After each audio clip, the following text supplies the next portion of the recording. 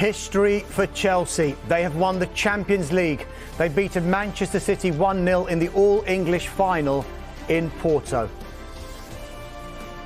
What a moment for Chelsea. They are kings of Europe once again as Thomas Tuchel gets the better of Pep Guardiola for the third game in a row. Celebrations in Porto and London alike as Chelsea claim the trophy for a second time.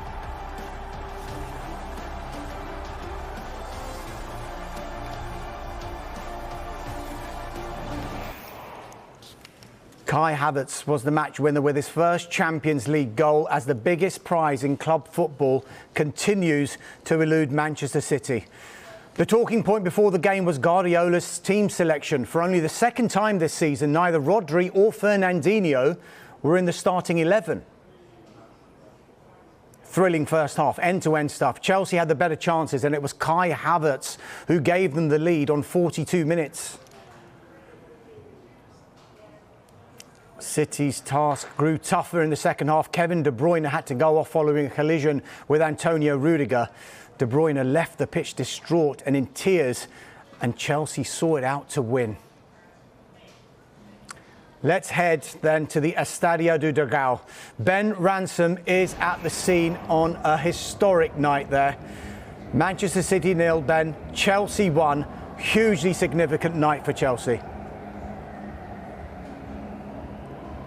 Oh, look, absolutely massive. You might be able to hear around me, the atmosphere's really lifted. There was a huge roar. I'm surprised the roof didn't come off this place when the referee blew the final whistle. Chelsea, I mean, what a performance. You have to credit them and you have to credit Thomas Tuchel. You said it there just a moment ago. He's been there such a short period of time. 26th of January 2021. That's when he was appointed as Chelsea manager. He sorted out their defence, didn't he? He's turned them into the most fearsome, or one of the most fearsome defences in the Premier League, second only to Manchester City, actually. But crucially, he beat Pep Guardiola in the FA Cup semi-final. He beat him towards the end of the season when City were all but ready to celebrate lifting the Premier League trophy. He made them wait for that party, and then he's proved the ultimate party pooper. Chelsea fans behind me celebrating. An absolutely incredible night for the club. Their second Champions League trophy. They are right now among the very elite clubs of European football. Yeah, heading into the game, all the talk was of Manchester City being the favourites and the pressure being on Pep Guardiola. But Thomas Tuchel, of course, was the first manager to manage two different teams in consecutive finals. It would have been a real blow for him to have lost two finals in a row. Just put into context how big an achievement it is. You mentioned how late he came in the season to replace Frank Lampard. I mean, look, you can't give the man enough credit, can you? There was always a fascinating tactical battle between Tuchel and Pep Guardiola. We've spoken about it over the last few months. We've looked at their head-to-heads. And let's not forget, before Tuchel arrived on these shores in England, in the Premier League, he'd never beaten Pep Guardiola. They'd come up against each other in Bundesliga numerous times. And every time Guardiola had the upper hand, a couple of draws thrown in as well. But then, since he's come to Chelsea, since he's come to England, Thomas Tuchel has had the Indian sign over Guardiola. Tactically, you have to say he got it spot on. He was given that huge boost, wasn't he, earlier in the week when N'Golo Kante, superb tonight, was fit to play, fit to return. Edouard Mendy in goal, did everything he was required to do. And you have to say, I think he must have surprised Guardiola. Both managers, I think, went for slightly surprising team selections. You're right to mention Guardiola's selection. Before the game, we were puzzling as to how they were going to line up, who was going to play in the false nine position, and also why there was no defensive midfielder. Something, as you rightly pointed out, only happened once all season before tonight. Guardiola chose to twist. Tuchel, in some ways, chose to stick, and it was sticking that's won him a third consecutive game against Pep Guardiola. Absolutely incredible for Tuchel. 12 months or thereabouts after he was beaten in that Champions League final, losing Thiago Silva as well, so they had to come back from adversity, had to shuffle the pack. Kai Havertz back in the team. Ultimately, the match winner tonight, and I don't know if you can hear behind me, I can certainly hear the Chelsea fans singing inside the stadium. The scenes in there sound absolutely spectacular given that it's not full. 33% full, probably less than that, probably 15% full by this point, but the Chelsea fans are making a heck of a racket. Ben, you mentioned there the team selection from Pep Guardiola. Do you think when the dust settles on this game in the next few days or so, he might have a tinge of regret about the selection that he made for this game?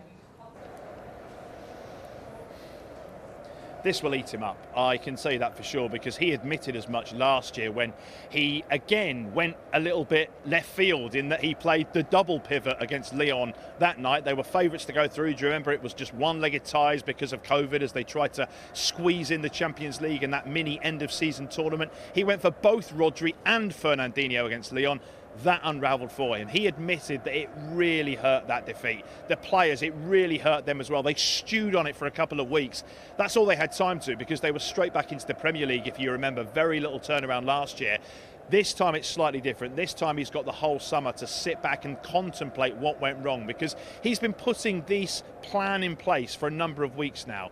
He's spoken in recent weeks about that being the ultimate goal. Once they'd wrapped up the Premier League, all of his focus was on this Champions League final. All of his focus was on City trying to take that elite step that Chelsea have managed before them, to win the Champions League for the first time.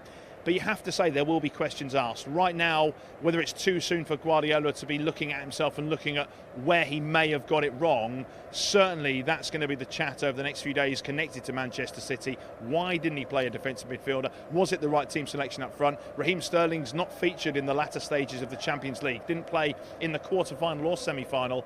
Brought back in tonight. It surprised us all when the team was announced, didn't it? And well, I do wonder whether that might be something that just eats at Guardiola a little bit over the next few weeks and months when he gets back to Catalonia, back to Barcelona to spend some time with his family after what has. Let's not forget, we have to give Manchester City credit for what they have achieved this season. They were looking for a treble. They won the Premier League in fantastic fashion. That winning run between December and March, 22 games in a row, was something quite breathtaking. But ultimately, the biggest prize of all in European football at stake tonight, and they didn't quite get it right. Yeah, just finally, Ben, they won't say it publicly, but of course, the appointment of Pep Guardiola was pointing towards Manchester City winning that Champions League crown. 5 years now into his reign, and he still hasn't won it. What do you think will be going through the minds of the owners at City and through the mind of Pep Guardiola? How will he rise himself? How will he lift himself again to go again next season? Well, look, I think I'm absolutely right to say this will hurt him, this defeat. This game, the way they've lost it, the fact they didn't really cause Chelsea too many problems, did they? One real shot on target. It's not good enough in a final, especially when Guardiola had clearly gone to try and play a quite aggressive attacking style. He wanted his players over the last few weeks and months to rediscover that aggression in the press, that high energy football, the patience when it comes to attacking play, and that was sorely lacking tonight, and that's something he will scratch his head over. He's got the summer to ponder, but look, you cannot underestimate the achievements that they have made this season, because they've made big strides. Let's not forget, this is Manchester City's first ever Champions League final. The players will learn from this. Only Ilkay Gundogan had ever experienced a Champions League final before this. Chelsea, let's think back to 2008. I was lucky enough to be there in the pouring rain in Moscow. They went up against Manchester United in their first final. They got all the way to penalties. It didn't happen for them that night. 4 years later, it did for the first time, and it's happened again tonight. They got it right. They're the winners, but it is one-off. And I think we have seen this Manchester City side grow over the last few weeks and months. They grew in the quarter-final. Difficult moment behind against Dortmund. They won those games. They grew against PSG, particularly in the away leg. PSG started fantastically, dominated, caused City all sorts of problems. Went one goal up. City were patient. They turned it around. For whatever reason tonight, though, whether it was tactically that he got it wrong, whether some of the players just felt the nerves of the big occasion or not, something tonight when they went behind, they didn't have it in them to come back for the third time. And it's Chelsea. Let's leave the final word to them, because what a night for them. I can hear the fans singing. It sounds absolutely amazing in there, by the way. I wish I was in the Estadio do Dragão listening to that, because those fans are enjoying what it's been an awful year, hasn't it, for fans? But UEFA was so insistent and so keen to get supporters back inside the stadium. That's why we're all stood here in Porto. And when you hear the noise, that tells you it was the right decision, because it sounds fantastic in there. And those supporters and the players and the manager, they'll all be really enjoying that moment. Ben Ransom in Porto, thank you very much indeed. A long and noisy night, I would hazard a guess for you. Now, these were the scenes in Croydon as the Chelsea fans watched their side take the lead through Kai Havertz just before half-time.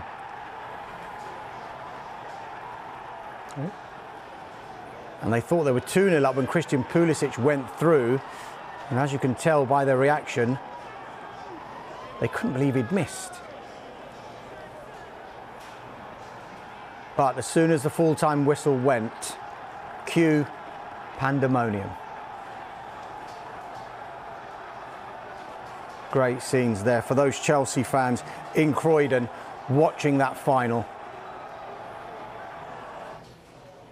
Chelsea, Champions League winners. As for the Manchester City fans, huge disappointment when they fell behind in the final.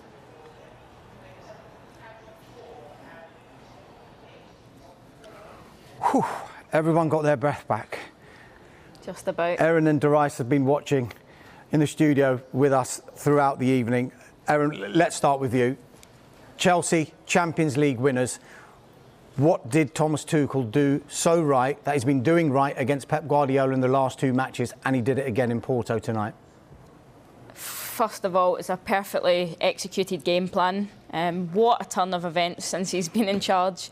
He's galvanised that team, and you can see the strength of the group, the unity in that team. You know, Kepa, who's maybe been playing under Lampard, maybe not playing under Tuchel, coming on the pitch, celebrating, doing a knee slide. It means so much to him, just as much as it would as if he was playing. And he's really brought out the best in so many players, give everyone a clean slate. And, you know, they've proved themselves tonight. So many people stepping up. Kante, unbelievable. You know, it's his world and we're all living in it at the moment. Reece James, you know, he turned into a man tonight for sure. Mature, composed performance, unbelievable. So many players had such a good performance, and I think when everyone performs so well and comes together, it produces a relentless performance like that tonight, and it was thoroughly deserved by Chelsea. We're speaking to Ben in Porto just there. Just to put into context the job Thomas Tuchel has done, look, 4 months he's been in charge. They were in 8th place, 5 points off the top 4 when he joined. He's taken them to 2 finals, albeit they lost the FA Cup final. They got a top 4 finish, and they've just won the Champions League. It's, you know, when you think about it like that, it's just incredible. And Tuchel probably never ever imagined even getting to the Champions League final at this stage, or even winning it. So I think it's definitely exceeded his expectations and probably Chelsea as a whole. But, you know, the club have been working so much to this point since the moment they won it last time, and they've come so close. They've made a couple of additions every year, but I think the addition of Tuchel has really just brought that tactical masterclass, and him against Pep was such a great match-up tonight, and he's certainly got the better of him tonight. The winners, Chelsea, of course, Darius, but there has to be a loser as well, and it's Manchester City in their first Champions League final. What went wrong for them tonight? Yeah, it is disappointing. And looking at it, you've got to give Chelsea the credit. They executed their game plan really well. They did look solid. But when you look at it on the paper, you know, 1 goal separated the 2 teams. And just looking there at City, City's players collecting their trophies, Zinchenko, said it properly this time, in tears there, because that goal was avoidable. He had 2 chances to clear it. He could have stopped the runner, and he could have carried on sprinting and possibly got another challenge in on the eventual finish. And I think he's going to learn a valuable lesson there.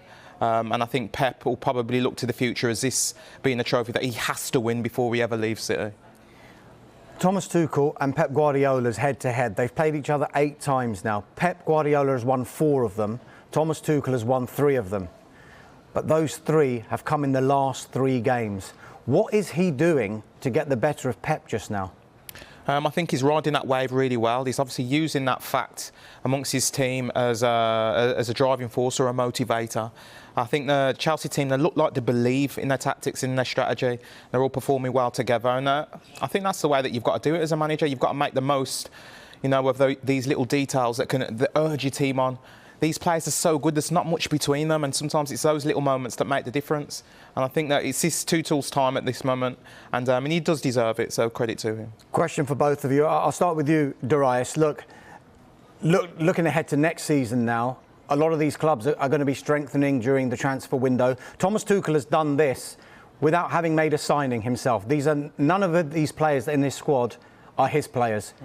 Do you foresee potentially Thomas Tuchel and Chelsea being Pep Guardiola and City's biggest threat for the Premier League next season? On the looks of today's game, yeah, I do see that, because that stat is important. The last 3 times that they played, he's come out on top. That will hurt Pep, you know, deep down. You know, he's a man with standards, and City are going to have to look to turn that around. Man United are close, but Chelsea really did look, you know, like a top team this evening. Erin, did you go with that? Yes, I do. I think also Thomas Tuchel will be looking to bring in his own players. He's inherited a team ultimately, so he'll be wanting to add his little touch, but he knows that he's got a top team, but he's got a team that believe in him. He's galvanised that team. The mentality in the dressing room must be so powerful, and he's gave that team belief that they can do it. You know, they lost a cup final 2 weeks ago, and by that performance you wouldn't even look like it. So he's really managed to turn things around. Erin, Darius, thank you so much for your company this evening. I know you've gone through every single emotion under the sun watching that game. So it is delight then for Chelsea supporters as they celebrate their club winning the Champions League final. More reaction coming up from a historic night in Porto.